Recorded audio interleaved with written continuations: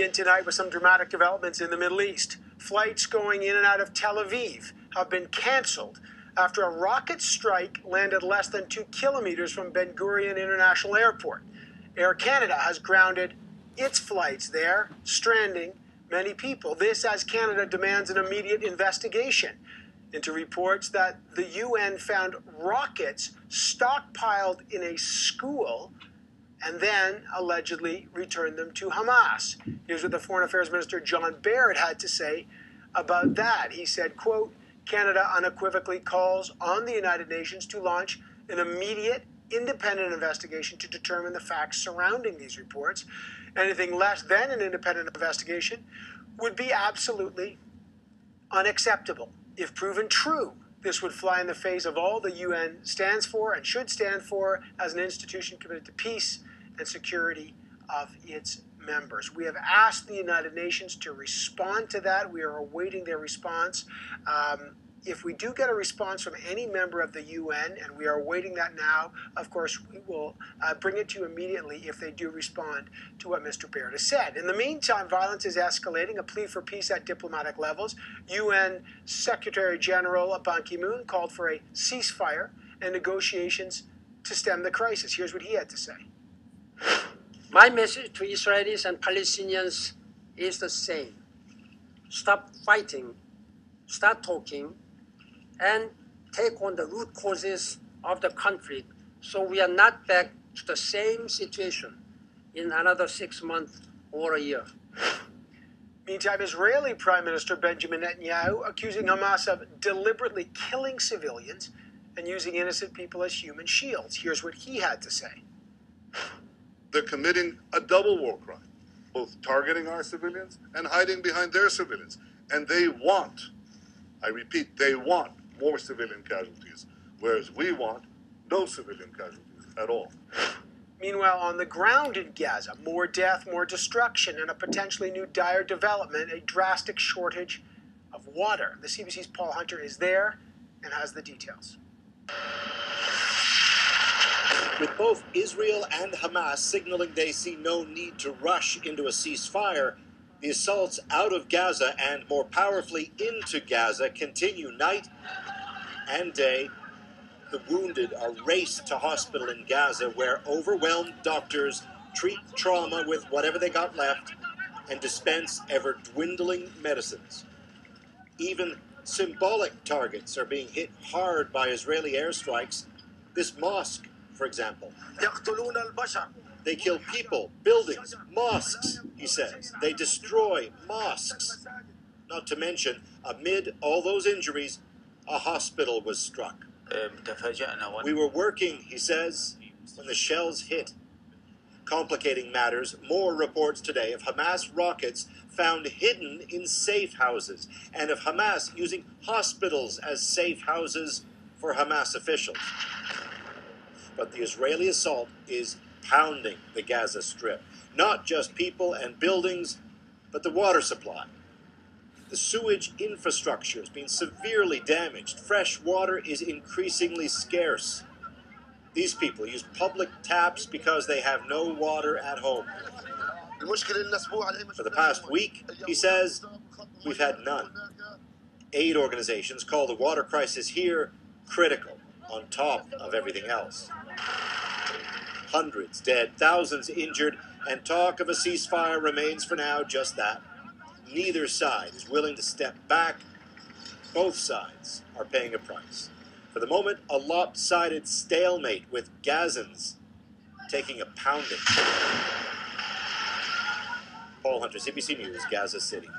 Okay, that's Paul Hunter, as he says, in Gaza City. Now, more than 600 Palestinians and 27 Israelis have died in the latest eruption of violence in the Middle East. And the debate about the killing and the targeting has become central to the conflict, as both sides, as Paul was just saying, try to justify their actions. For example, just yesterday in Gaza, 5 Palestinians were killed in a local hospital. Paul was just talking about that. Also, the CBC's Sasha Petrusik reported on the shelling of a different hospital, the Al-Aqsa hospital, last night. Listen to this. Israel says Hamas uses facilities like these to hide weapons. The irony is, this is one of the very places Israel told Palestinians to go for safety. The Israeli government has expressed regret over the loss of civilian life and, as we say, has blamed Hamas for using human shields. Meanwhile, the Palestinians said today no family would allow itself to be used as a human shield in that way, and they continue to condemn Israel for targeting civilians. And this is the critical question we want to zero in on today.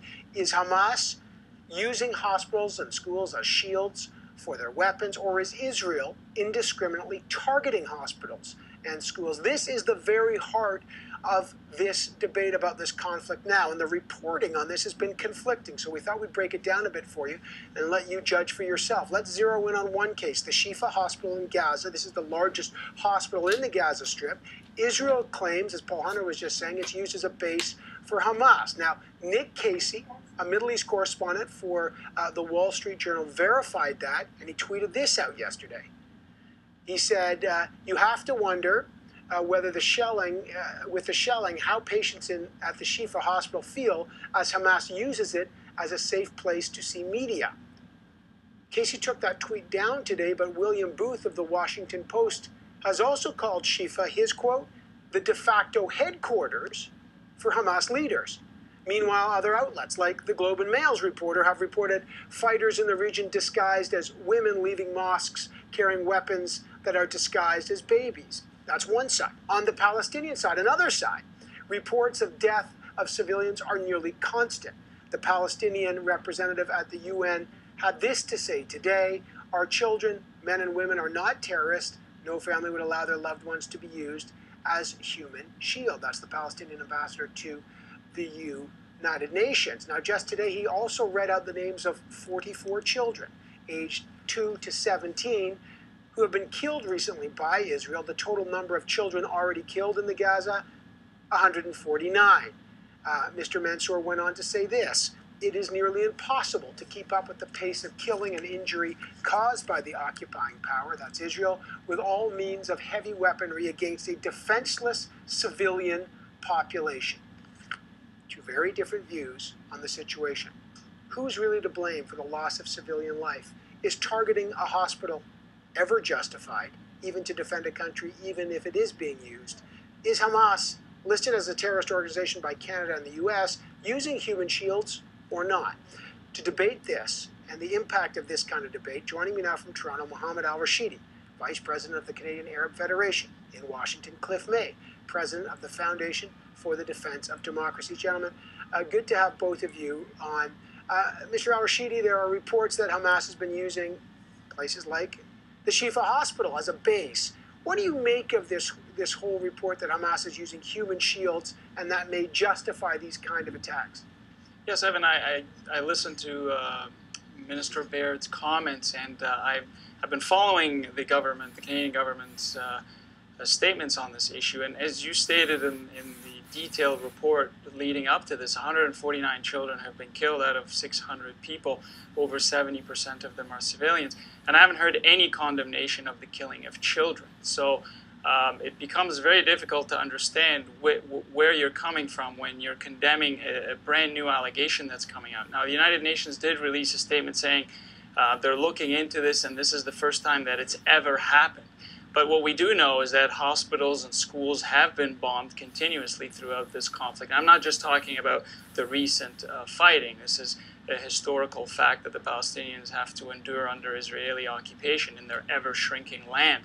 So we haven't had, this is something that's brand new in terms of evidence coming forward. I haven't seen the evidence yet, but I have heard the allegations, and it's very clear based on Human Rights Watch statements, based on Amnesty International, and I can read you a lot of it about what is happening to the Palestinian people at the hands of the Israeli military.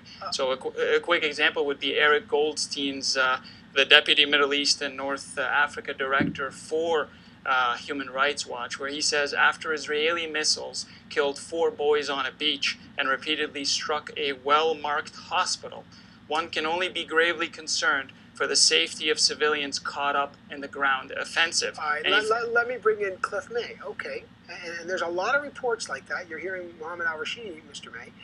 Officials on the ground report more than 600 Palestinians, 30 Israelis killed in the 14 days. But you talk about the children. What do you make of reports that Hamas is using hospitals or schools or mosques as human shields, and that has been used as a justification to potentially bomb those places with the attendant consequences on civilian life. Yeah, there can be no question that Hamas uses hospitals, mosques, schools, clinics, and other such facilities as command and control headquarters, as weapons repositories, and as factories. And they also put in tunnels, as you know, miles and miles of them they've constructed underneath civilian homes, with entrances from civilian homes into these tunnels, entrances from mosques into these tunnels. These tunnels are being used as a way to infiltrate into Israel. Some of these tunnels have been used to infiltrate into Israel. You have terrorists popping up sometimes in Israeli uniforms. They have on them guns, explosives, handcuffs, and tranquilizers because they're trying to take hostage. All this is going on, we know. By the way, you might want to think about this and all the pictures you've seen of Gaza. Have you seen any Hamas fighters in uniform? You haven't, because they mix with the civilian population and don't wear uniforms, and so you've seen no such pictures.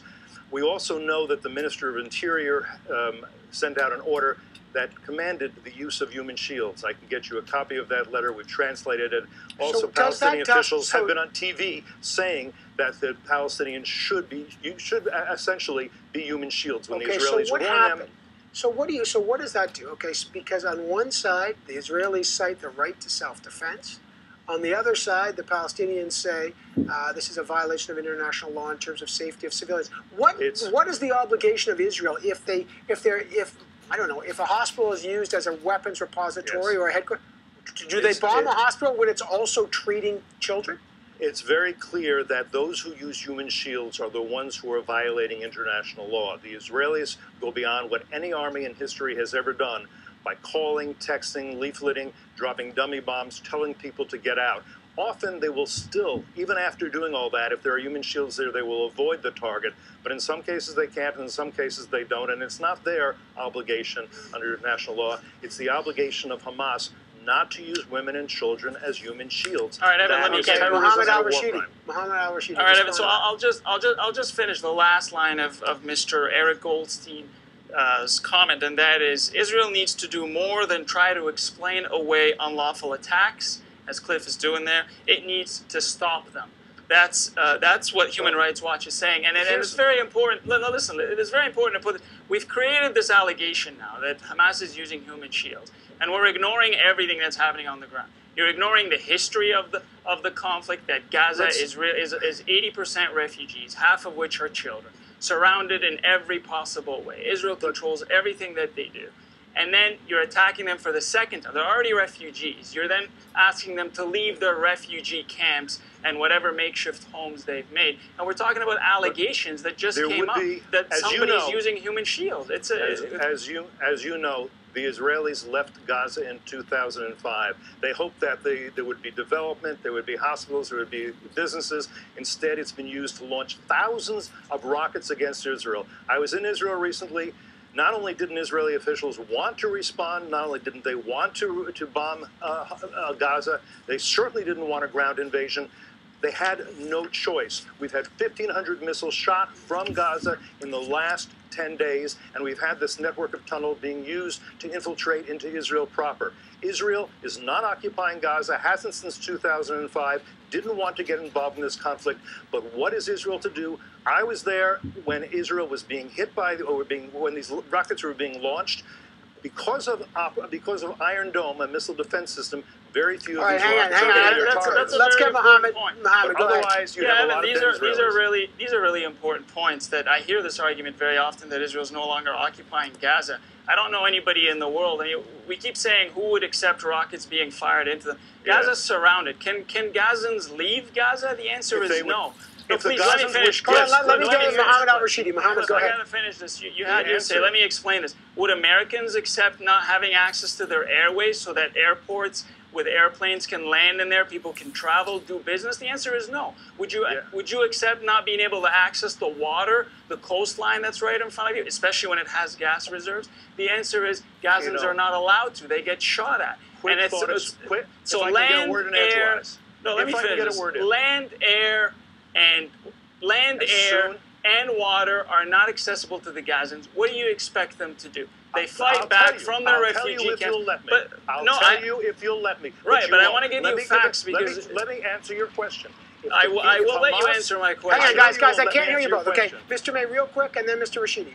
If Hamas would put down its weapons, there would be no blockade. There would be open borders. Right now, Israel is supplying medicine during this conflict, supplying food during this conflict, supplying electricity during this conflict. If the Israelis put down their weapons, Hamas would do what its charter says. It would commit genocide. It would wipe out Israelis, wipe out all the Jews. That's what the charter threatens.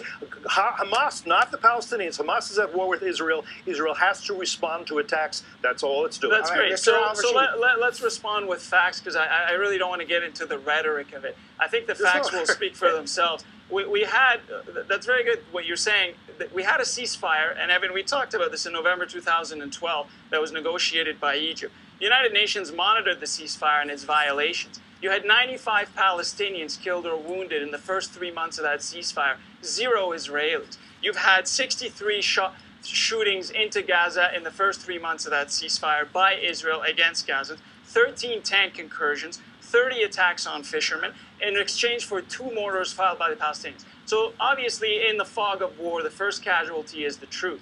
And when you say the Palestinians need to lay down their arms, you mean you want them to be like the West Bank, where they do nothing and increasingly become irrelevant and erased off the map through the building of settlements? Gaza, So you think? So you object? So you object Evan, to what I'm saying Abbas? is Israel has the right to Fatah. defend itself. Israel has the right Israel to has the defend right itself. to defend itself. But so do the Palestinians, who are actually being wiped off the map.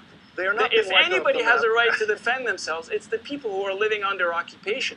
That's the point. But look, Gaza, don't take my word for it. It's important to look at, there are brave men and women in Israeli society. A ceasefire has been proposed. Israel has said they would accept it. Hamas refuses to accept Let the me ceasefire. give you some news here. A UN agency in Gaza has been criticized by the Canadian government and John Baird. The United Nations Relief and Works Agency for Palestinian Refugees found rockets allegedly at a UN-funded school, handed them over allegedly to police, who report to Hamas. Here's what John Baird, our Foreign Affairs Minister, has just said, okay? Canada unequivocally calls for the UN to launch an immediate independent investigation to determine the facts surrounding these reports. Anything less than an independent investigation would be absolutely unacceptable if this is proven true. This would fly in the face of all that the UN should stand for as an institution committed to peace and security of its members. We have just received a response minutes ago from the United Nations representative here in Canada, Catherine White, and let me just read it to you. It said, sadly, I would not be surprised to know that Hamas had a stockpile of weapons hidden at a UN school in Gaza. However, I'm not aware of any confirmation at this point of the stockpiling at a UN Relief and Work Agency facility. We have seen through this conflict that these despicable methods that involve otherwise blameless entities are indeed how Hamas has been operating, including placing weapons in mosques and other places which fleeing civilians might reasonably think are havens from attack. They are terrorists. I'm reading from the UN here, folks. As for the allegation that these weapons were, quote, turned over to Hamas by, quote, officials at the UN, as stated by the minister in his call for an independent inquiry, it is clear that the UN, an organization of 193 countries, would very much like to confirm that this is not and never would be the case. We simply don't know.